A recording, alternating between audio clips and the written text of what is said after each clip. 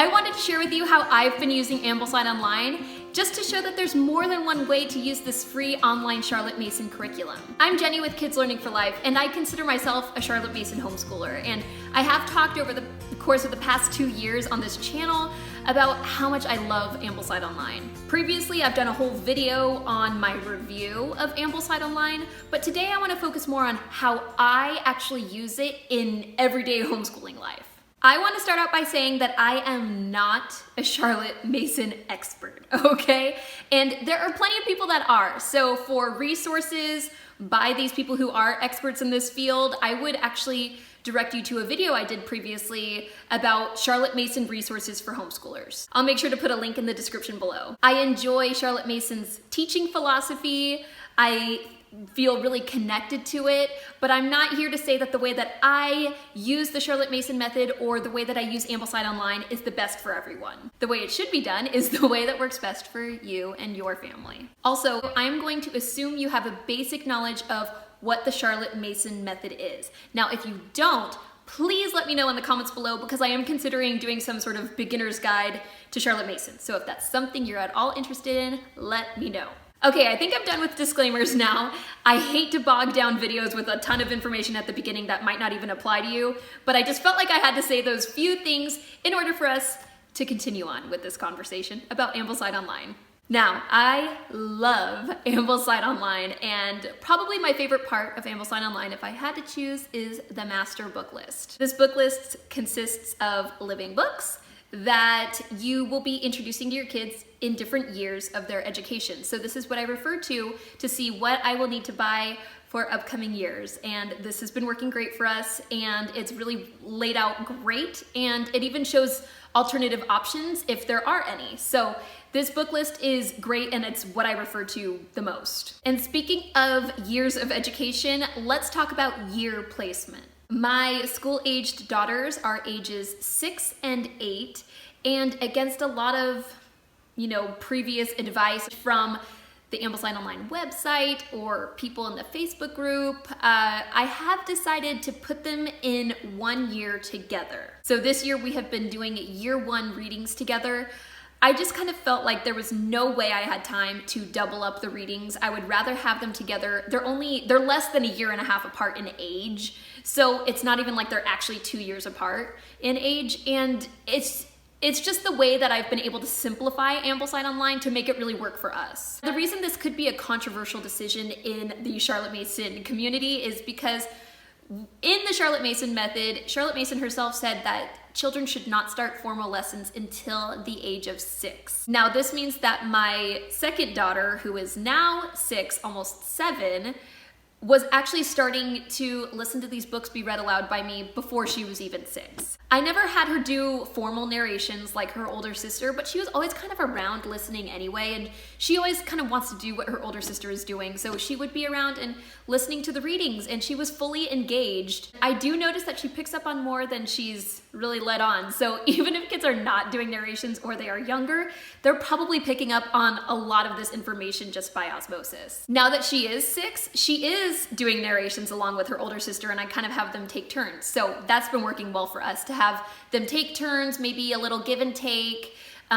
That's just kind of a suggestion on how to balance narrations amongst multiple kids. I have already mentioned the Ambleside Online book list, but there is also a schedule year by year on the Ambleside Online website, which basically lays out when certain readings should be done. This is basically broken down chapter by chapter for each book, and you can kind of use this to pace what you're reading and how much you need to get done every single week. Currently, I'm kind of finishing up year 1 with my kids, and then we'll be moving into year 2 probably in the summer or fall. And when I started with Ambleside Online, I wasn't really going to be following the schedule to a T. I was mostly just using the book list as, living book inspiration. But now I am really trying to follow all of the books in year 1 so that we are prepared for year 2. And for some of these readings, I'm like way behind. Like Our Island Story, we love it and we read it all the time. So we're way ahead on that one. We're into year 2 on Our Island Story. But there are other books where we're way behind on. Like for some reason, even though I did get it printed, I haven't even started 50 Famous Stories with my kids. So we're gonna be playing a little bit of catch up with that one. So right now I'm kind of doing this juggling act on how to get them all kind of right where they need to be in preparation for year 2. Up until recently, I have just made all sorts of excuses as to why I cannot follow the Ambleside Online schedule. Things that I might say to myself were like, I'm too busy, or the schedule looks overwhelming, or there's no way my kids and I would like to do that many read alouds every single day. But right now I'm feeling actually really motivated to stick to the schedule because it's been working really great lately. And I'm motivated to do at least one school year strictly by how the schedule is laid out. So that will be year 2, which I am starting in a few months. I've already looked ahead at year 2 and purchased all the books that I will need. And yeah, we're ready to dive right in. I'm really grateful that I was always looking at this book list, even back when I was just kind of dipping my toe in, because I basically have everything I need to really get started. So it hasn't been too hard of a transition. And what I'll say about the schedule is that, I expected it to be overwhelming. The schedule, when you print it out, does look kind of scary, but I've been finding that it's been working great for us. We've been doing our readings in the afternoons, we do math and copy work in the mornings, I make it work with my work schedule, and it's actually fitting into our daily lives way better than I had expected. The way that we fit in all these readings that are in the schedule is I kind of just rotate them day by day. There's not really a huge amount of rhyme or reason as to how I decide what we're gonna read, but like the things that I'm trying to focus on, like 50 Famous Stories Retold, that one I'm reading a little bit more of than the schedule would say to do in 1 week, but that's just because I'm trying to get caught up.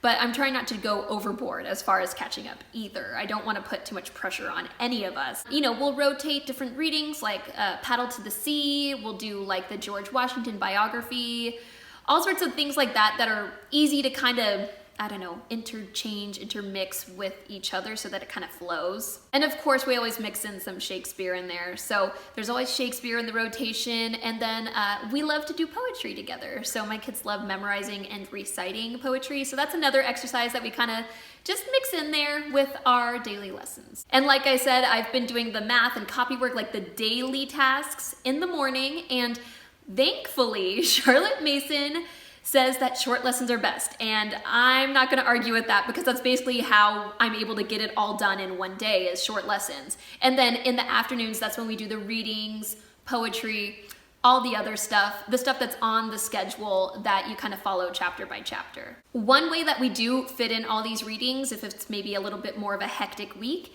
is we listen to some of them in audio form. One app that I will suggest for any Ambleside Online family is the LibriVox app. So on here, it is free readings of all these free domain books, and Ambleside Online does use a lot of these free domain books that are old and basically available publicly. So on LibriVox, one of the ones that we do consistently is Our Island Story. Just makes it easier for me to free up my hands instead of sitting there reading, and we can listen to someone else read us the story, and then we can all talk about it after. So we'll listen to Our Island Story typically. We'll listen to chapters of the Burgess Animal Book for Children. My kids love that on LibriVox, and it's all free. So it works out really great in our homeschool to have these audiobooks available to us. I also want to bring up the free reads that Ambleside Online suggests. Previously, even in the same school year that we're in now, my oldest daughter was not reading independently at all. So I saw this list of like suggested free reads, and I was like, okay, yeah, that doesn't apply to us. But now she is reading on her own. So some of the ones that we have done are things like Frog and Toad and Little Bear. My oldest daughter has actually already picked up like other books like Otto of the Silver Hand or The Secret Garden. So that's really exciting. So to obtain these books that Ambleside Online has on their schedule, I have bought most of mine from Living Book Press, which I will link to below. Living Book Press has the most beautiful quality printings that I can find anywhere. The prices are also very fair. So be sure to check out Living Book Press if you need any of these free domain books that are really hard to find elsewhere. I've also had some printed by Humble Heart Press, so I will link to them down below as well. And the great thing about these free domain books is that anyone can print them, and then you can get them bound or whatever, and they look great. And of course, buying used books is always an option too. So one resource for that I will also link to is thrift books. This is sometimes the only way I can find some of these really random, obscure old books. So that's another affordable option as well. Personally, I don't enjoy reading from a screen, so a Kindle isn't really in the cards for me, but I do know that some Ambleside Online families use a Kindle, and I'm kind of jealous because then they wouldn't need all this storage for all their books. But that is always an option if you want to save on space and money. If you've done any research on Ambleside Online already, you will know that Ambleside Online does not cover math or foreign language. So for us, for math, we are using MEP, which is also known as Math Enhancement Program. This is a free online math curriculum. I plan on doing a review on it soon, but this is actually one of the math curriculums that is suggested on the Ambleside Online website. And then for foreign language, we are kind of casually dipping our toe into Spanish, and we are using Song School Spanish. There are several other subjects that Ambleside Online provides rotating schedules for just to mix things up. Some examples of these are artist study, composer study, folk songs, and hymns. The only one of these that I've really gotten into at all is folk songs, because for us it was really easy for me to pull up a Spotify playlist and play the music for my kids. But one goal that I do have in this upcoming school year, or even maybe this summer, is to incorporate a lot more of the artist study and composer study into my homeschool. These are subjects that I'm personally very interested in, and as an adult, educating myself along with my kids is really fun. And I know that these lessons will also correspond with the music lessons my kids are taking and also the history lessons that we are already doing. So I know this is a lot of information, and if you're this far into the video, you're probably still semi-interested in Ambleside Online. If you are feeling ever overwhelmed with Ambleside Online itself or Charlotte Mason type questions, then you will definitely want to check out the frequently asked questions section on the Ambleside Online website. The frequently asked questions has always been a source of comfort to me as an imperfect Charlotte Mason homeschooler. So clearly I just am so smitten with the Ambleside Online curriculum.